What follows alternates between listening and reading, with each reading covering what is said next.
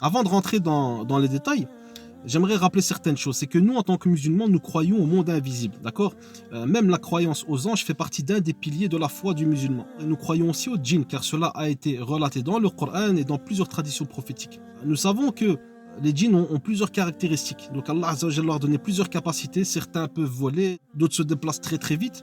D'accord. Nous savons aussi que certains traversent des matières, hein, comme le fer, les murs, etc. Allah Azza wa Jalla leur a donné certaines facultés.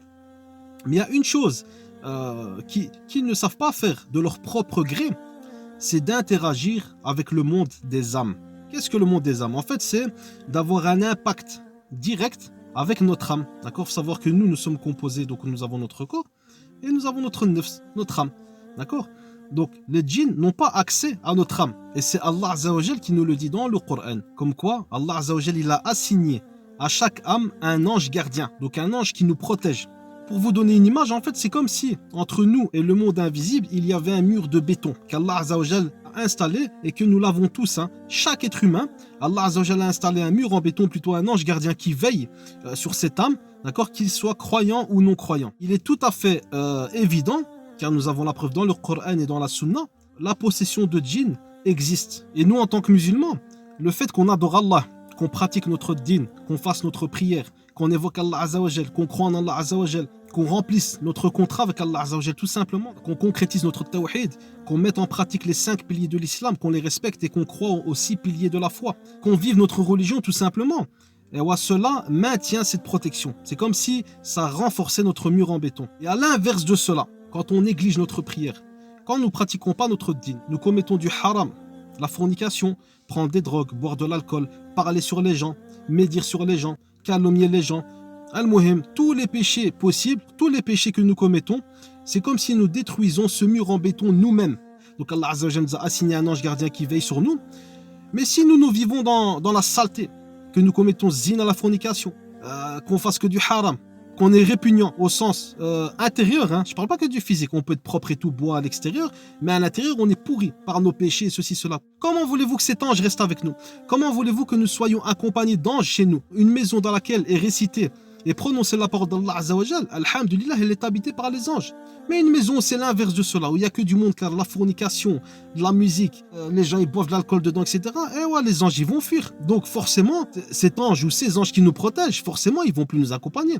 D'accord? Allahu a'lam. Dans la logique des choses, ils seront plus là pour nous protéger. D'accord? Donc en fait, nous détruisons nous-mêmes ce mur en béton qui nous protège des influences sataniques, d'accord, du monde invisible.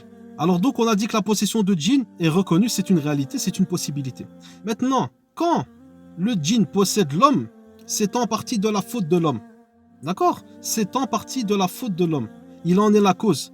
Car même Iblis, qu'Allah Azza wa Jalla le maudisse, lui-même il dit qu'il nous a juste appelés et que nous l'avons répondu. Il nous appelle et nous on lui répond, on lui ouvre la porte. Shaitan, quand il vient nous insuffler des choses, que ce soit tant au milieu des péchés qui nous incitent à commettre des péchés, ou bien qui nous insufflent des choses qui vont nous faire entrer dans une sorte de maladie obsessionnelle, donc des pensées négatives, que ce soit l'un ou l'autre, hein, quand il vient nous insuffler ces choses-là, et qu'on est pris dedans, c'est de notre faute, c'est parce qu'on lui a ouvert la porte. Et à partir de quel moment on lui ouvre la porte? C'est à partir du moment, soit où on obéit à ce qu'il nous dit, ça veut dire il nous dit, va faire ceci, va commettre tel péché, on y va, soit il nous insuffle des choses pour nous rendre malades, et on va dans le sens du waswas, par exemple recommencer les ablutions et partir dans des genres de tocs. Donc l'un comme l'autre, il est venu toquer chez nous, et nous, on lui a ouvert la porte. Donc à ce moment-là, on peut s'en vouloir qu'à nous-mêmes. Nous sommes en partie responsables de ce qui nous arrive en fait. Allah Azza wa Jalla nous dit dans le Coran comme quoi l'âme est otage de ce qu'elle aura acquis. Ça veut dire qu'en partie nous sommes responsables de ce que nous faisons, de ces mots qui nous touchent. D'accord? Parce que nous avons ouvert la porte à Shaitan. Tout ça pour vous dire qu'en réalité, il n'a pas d'emprise sur nous. Allah Azza wa Jalla protège cette âme-là.